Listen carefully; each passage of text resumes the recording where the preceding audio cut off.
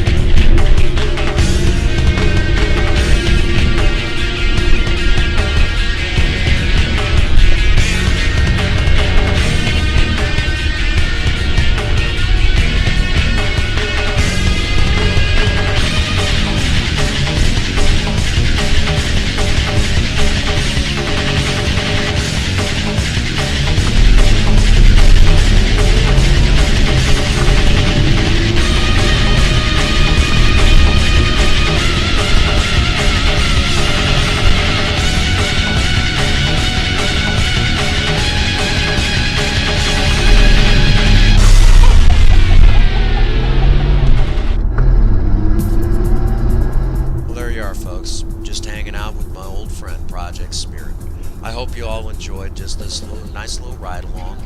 If you enjoyed this sort of thing, be sure to hit that like button and hit that subscribe button. If you're really savvy, you're going to hit the bell icon. You'll be notified every time we upload a brand new video.